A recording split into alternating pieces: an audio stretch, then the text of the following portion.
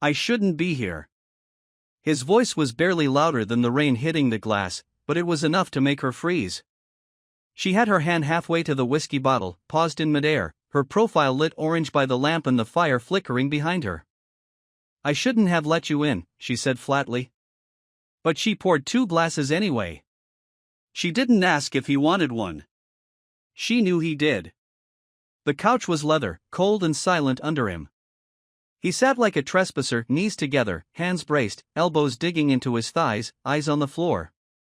Her living room was too clean, too quiet, like no one actually lived here. The bookshelf was all hardcovers, the art was all black and white. There were no pictures of family. No scent of perfume. Just her. And him. He took the glass. Sipped. Looked up. I couldn't stop thinking about last week. Stop saying things like that. Her voice was sharper now. She paced slowly behind the couch, barefoot on the wood floor. You think I don't know what this is? You're a kid playing with matches. You kissed me. She stopped. That was a mistake. He turned. No. That was real. Silence again. Just the rain. Then, the click of her heels. She'd slipped them on like armor, back straight, eyes unreadable. You said you came here for the textbook. I lied. Another silence. He expected her to throw him out. She didn't. Instead, she sat across from him in the armchair and stared like she was trying to memorize the shape of his face. She looked tired. Not old, just tired in a way that made him want to put his hand over hers and tell her to stop fighting everything all the time. You don't know me, she said. I know your smile. She blinked, once. Slowly. He'd never seen her caught off guard before. I haven't smiled in years, she said. And then she did. A small, surprised one, like she just remembered how. He leaned forward, unsure if he should push, if this was the moment she'd get up and walk away or let him stay. Tell me not to come back, he said. She didn't. He stayed. The next day, everything snapped back to normal. Or pretended to. She passed him in the hallway like he was no one. Like nothing had happened. No smile. No nod. Not even a glance. Damn, Professor Hale looks like she could kill someone today, muttered a girl beside him, elbowing her friend. Guess it's paper season. He kept walking, eyes forward. He could still feel the warmth of her breath in the crook of his neck. The memory didn't let go. A week passed. 2. He left notes under her office door. She never answered. He saw her once at the cafe near campus, reading a worn paperback, headphones in. He walked past without saying anything. Her fingers paused on the edge of a page. He didn't stop. A month later, the storm broke again. He waited outside her building, leaning against the stair rail, smoking a cigarette he didn't even like. She emerged at 7:12 p.m., heels clicking, coat pulled tight, keys in hand. Are you stalking me now? She asked, not startled. Not surprised. You left your scarf in my car, he said, holding it out. She raised an eyebrow. You don't have a car. He smiled. I do now. A beat. Then, I shouldn't do this. But you will. She took the scarf. Brushed his fingers. He could have left it there. Could have watched her turn and walk into the night. But she didn't move. And neither did he. She stepped in. He didn't move back. Why me? She whispered. He didn't answer with words. Just leaned down, gently, slowly, like asking a question with his mouth. When their lips met, she shivered.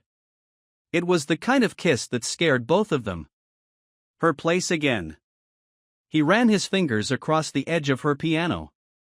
She hadn't touched it in a long time. Dust blurred the keys. He played one note. Just one. She came up behind him. I used to teach music. Why'd you stop? I lost the melody. He turned to face her. Maybe it's still there. She stared at him for a long time. Then, take off your shirt. He did. That night was not about sex, though they had it. It was about something else. Desperation. Curiosity. Need. Afterward, she sat at the edge of the bed, wrapped in silence. You're going to ruin me, she said. He reached for her hand. No, he said. I'm going to bring you back. And for the second time, she smiled.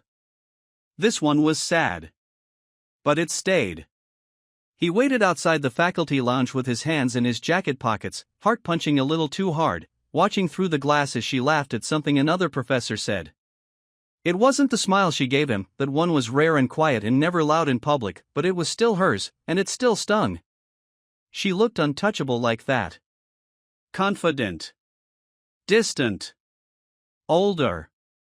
He hated that he noticed the last part now, not because it bothered him, but because he knew the world wouldn't let it slide. She saw him before she opened the door, but her face didn't change. She walked past him without stopping, and he followed. When they were out of sight behind the admin offices, she stopped and turned with a look that could have frozen glass. You can't keep doing this, she said, low but sharp. It's stupid. It's risky. People are already asking questions. He stepped closer, not touching her, not yet, just close enough that she could feel the pull. So let them. What are they going to ask? Why I smile in class now? Why I stay late in the library? That girl, your classmate, the redhead, she saw us at the bookstore. Lena? She doesn't care. She posted something on her story. Something cryptic. Don't play dumb. He clenched his jaw, trying not to show it, but it crept into his voice. So what do you want me to do? Pretend you don't exist? I need you to be careful. And I need you to stop treating this like a crisis. It is a crisis. He took a step back. Is that all this is to you? An emergency you haven't figured out how to shut down yet? She didn't answer right away. That hesitation hurt more than a yes would have. Later that night, his roommate banged on his door. Hey man, someone dropped this off for you. It was a note. No envelope. Just his name in clean handwriting on folded paper. We can't talk at work anymore. Call only. N. He didn't call. Not for 3 days. When he did, she didn't answer. On the 5th night, she called him at midnight. He was lying on his floor staring at the ceiling, counting cracks. I miss you, she said. He sat up slowly, unsure if he was still awake. Say it again. I miss you. I tried not to. I didn't try, he said. There was a pause. Not silence, he could hear music in the background, something soft and old, but she didn't speak. Then, come over. He didn't even put on shoes. They didn't kiss when he arrived. She just wrapped her arms around him like someone who hadn't touched a real person in years and didn't trust it wasn't a dream. He held her for a long time. When they finally pulled apart, she looked at him differently, not guarded this time, but like she saw something in him that hurt to recognize. You're too good, she said. No. I just care more than you're used to. She nodded, and her hand brushed his jaw. You don't know what it's like to lose everything in your 30s. Maybe not. But I know what it's like to feel invisible. That landed. They fell asleep in each other's arms, but he woke up alone. Downstairs, she was on the phone, pacing. He stood quietly at the edge of the stairwell and listened. I told you, there's nothing to talk about. That part of my life is over. No, I don't care what his father thinks. A pause. Yes, I'm seeing someone. No, you don't know him. Long silence. Then, goodbye, David. When she turned and saw him standing there, she didn't even flinch. That was my ex-husband. He nodded. He's still in your life? He's in everyone's life who matters to him. That's how he keeps control. Money. Guilt. Nostalgia. Does he know about me? No. But someone will tell him. Eventually.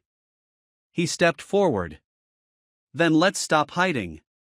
You don't know what that would mean. I know it would mean being honest. That's enough for me. She took a long breath and walked into the kitchen, pouring coffee she didn't drink. You live in a world where honesty fixes things. I live in one where it ends them. That was the first time he didn't follow her. That week, he noticed things shifting. His best friend stopped inviting him out. Someone in his study group made a joke about Oedipus vibes when they thought he wasn't listening. A professor pulled him aside and asked if he was managing personal relationships responsibly. It all came fast, sharp, and quiet. No one said anything directly, but they all said just enough. At home, he found a letter taped to his dorm door. No return address. You don't know what you're doing. She'll ruin your life the way she ruined his. Inside, no signature. Just that single line. He called her that night. She answered on the second ring. I got something, he said. A letter. Her breath caught. He heard it. What did it say? That you'll ruin my life. Silence. Are they right? He asked. She didn't answer. That silence was louder than anything she could have said. The next time they met, it was late, past 1, her house dark except for the hallway lamp and the white flicker of her phone on the coffee table. She didn't say anything when she opened the door. She stepped aside and let him in like it was routine, like nothing had happened, like the letter hadn't broken something between them. He stood in the middle of her living room without taking off his jacket, unsure if he should sit or speak or just turn around and leave before either of them said something they couldn't take back. She poured whiskey, 1 glass this time, not 2, and handed it to him without touching his hand. I don't know who sent it, she said before he could speak. But I have a guess. He waited. David always had people. Even after the divorce. Friends who owed him. People I thought were mine but weren't. That's how these things work. You split, but you never really get to leave. You think he'd go this far? He already did once. You think that divorce was clean?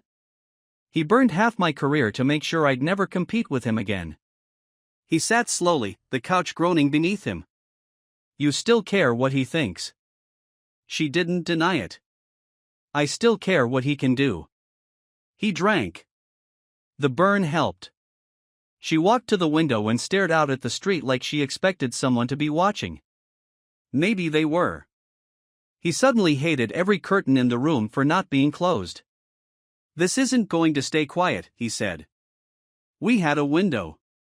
It's closing. I know. He stood. Then why are we pretending nothing's changed? Because if we admit it, we have to decide what to do next. And I don't know how to do that. I do. We stop hiding. We stop lying.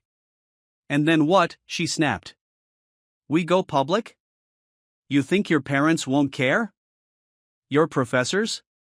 You think they'll say congratulations, enjoy your 40-something girlfriend with the ex-husband and the ruined career? You're not ruined. You don't get to decide that. He stared at her, and something cracked in his chest, not because she was being cruel but because it was the first time she looked truly afraid. Not cautious. Not calculating. Just scared. He took a step toward her. She didn't move. You don't have to protect me. Yes, I do, she said. Because I know what comes next. I've been the secret. I've been the scandal.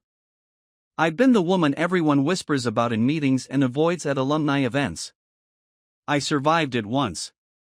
I'm not dragging you through it. You're not dragging me anywhere. I'm walking into it.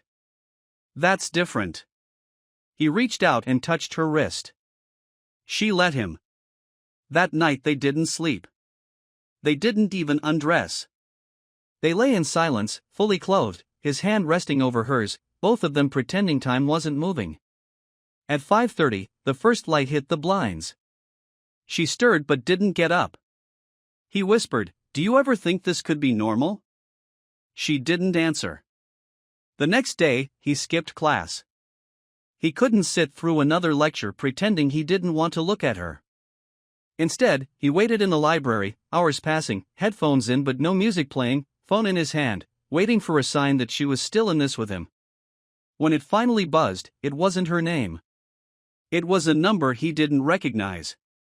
"You should be careful who you're seen with. This campus isn't as blind as you think." He deleted it without replying. 2 hours later, she called. "There's someone outside my office." He stood immediately. "Who?" "I don't know." He didn't say anything. Just watched me through the glass. He had a campus ID. "I think he's from administration." "I'm coming." "No. Don't. That's what they want. A scene." He didn't listen. He was already out the door. By the time he reached the building, she was gone. Her office was locked, blinds pulled. He called her 3 times. No answer. He waited by the back exit for half an hour before she texted. "I'm fine. Went out the other way. I told you not to come. You think I care what they think of me?" He wrote back. "You should." That night, he was in her driveway when the lights from another car hit his rearview. He turned his head and saw a black sedan parked across the street. It didn't move. It didn't blink. After 10 minutes, it drove away. When she opened the door, she didn't ask if he'd seen it. She just pulled him inside. "I think it's happening," she said quietly. "What?" "They're building a case. Something they can use. Emails, phone logs, maybe student testimonials. You're not even my professor anymore. It doesn't matter. They'll twist the timeline. Make it look like grooming. Like exploitation. They don't need truth. They just need suggestion." He sat heavily on the edge of the couch. "What do we do?" "We go dark. No texts. No calls. No visits." He stared at her like she'd slapped him. "That's your plan?" "It's the only one that might work." "For how long?" "As long as it takes." He stood. "You're asking me to pretend I never met you. I'm asking you to survive this." She didn't cry. She didn't even blink. But something in her was already gone. He walked out without kissing her. Outside, the air felt thinner. Someone watched him from the corner. He didn't stop walking. The first person to say something directly was his cousin. It happened at a family dinner he hadn't planned to attend but got pressured into after dodging too many calls. The table was full of noise and steam from hot dishes, but she waited until the room quieted, just enough for her voice to carry. "So, is it true you're screwing that professor?" The silence that followed made every clink of silverware feel like a gunshot. His mother froze mid-bite. His father dropped his napkin. His cousin just kept chewing, like she hadn't just set fire to the room. He stared at her. "Excuse me? You heard me. I said it loud enough." His mother's voice cut in sharply. "Maya, that's not appropriate." "It's a fair question," Maya said. "People are talking. There's posts online. Some guy said he saw them together at a hotel in Midtown last month." He didn't say anything. He didn't have to. His silence gave him away. His uncle leaned forward. "Is this some kind of rebellion? You want to throw your future away for what, a scandal?" His father stood up. "That's enough." "No," he said quietly, not looking at anyone. "It's not a scandal. It's real." His mother was pale. "She's twice your age." He pushed his chair back. And that makes it impossible to care about someone? You're a child to her. No, I'm not. You'll see. He left before the argument could turn into something worse. On the drive home, he didn't turn on the radio. His phone buzzed 3 times with texts he didn't read. When he got back to the dorm, someone had scrawled "MILF Hunter" in Sharpie across his door. The next morning, his advisor pulled him aside after class and asked him to come in for a formal chat. When he showed up, there were 2 people waiting. One from the department. One from campus conduct. They didn't accuse him. They asked questions that sounded innocent but weren't. Would you say your connection with Professor Hale remained professional throughout the semester? Have you ever visited her home under academic pretense? Do you think your academic standing may have been affected by any personal involvement? He stared at them, unblinking. Are you accusing her of something? We're gathering information. So you're accusing me? No one is accusing anyone. But they were. When he left the room, he didn't go back to class. He went straight to her house. She didn't answer the door at first. He knocked again, harder. After a full minute, she opened it just enough to look out. Her eyes were bloodshot. What are you doing here? They're coming after us. I know. They questioned me this morning. Faculty's involved. Campus conduct. She stepped back, letting him in. They sent me an email. Said there's going to be an inquiry. I've been removed from committee duties. I'm not allowed to meet with students one-on-one without someone else present. He looked at her, really looked, and saw it, how tired she was, how worn down. Not just by them, but by the effort of trying to stay ahead of everything. We can fight this. They don't need evidence, she said. They just need pressure. This isn't about truth. It's about narrative. I'm not going to stop seeing you. I'm not asking you to stop, she said. I'm saying you don't understand what it costs. He pulled out his phone and showed her the photo. Someone had taken a picture of them weeks ago, sitting in her car, her hand on his thigh, the timestamp clear in the corner. It had been posted to a campus group. The comments were brutal. This is out now, he said. It doesn't matter what we do. The story's already written. She sat down on the couch, shoulders slumped. I never wanted this for you. I don't care. You should. He walked over and sat beside her. If I could go back and choose again, I'd still walk into your office that day. She shook her head. You don't mean that. I do. They sat like that for a long time, neither speaking, neither moving.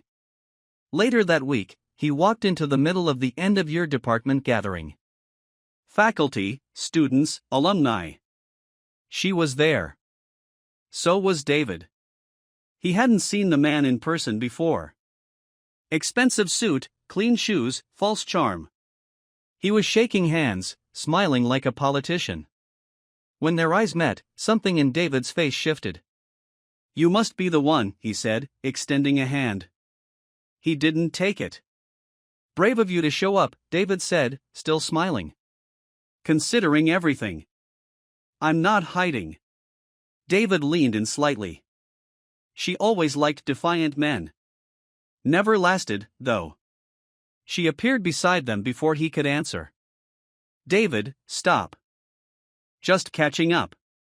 Nice crowd here. Shame it's about to turn on you. You don't get to threaten me anymore. David raised a glass.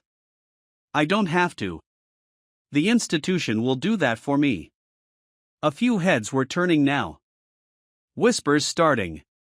Phones out. He turned to her. Do you want me to leave? No. Then we stay. And for the first time, she didn't flinch when someone took their photo. She was gone the next morning. Not vanished, not hiding, just gone in the clean, quiet way people disappear when they've already made their decision.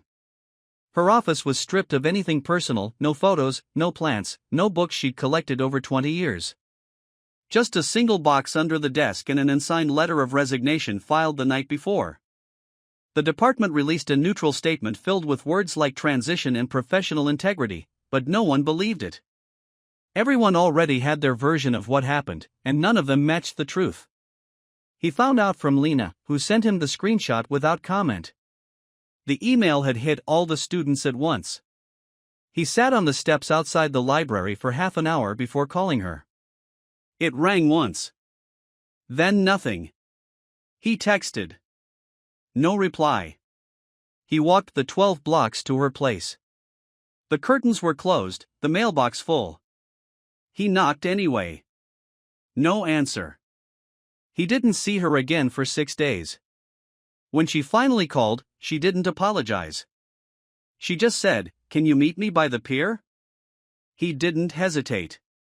It was cold, wind cutting sharp off the water, and she wore no makeup, no coat, just a gray sweater and jeans. He stopped 3 feet from her and waited. "I needed time," she said. "You didn't give me any." "I know." He shoved his hands in his jacket pocket, heart beating too loud, too fast. "They think you left because you were guilty. Let them think it. That's not you. It is now." He stepped closer. "You told me you wanted to stop hiding. You said we'd stay. I also said I didn't know how to survive it. That part didn't change. So what happens now?" She looked out at the water. "I'm leaving. Out of state. I have a friend who can get me a consulting job. It's not teaching, but it's something." He waited. "Then, you want me to come with you?" "I don't know what I want."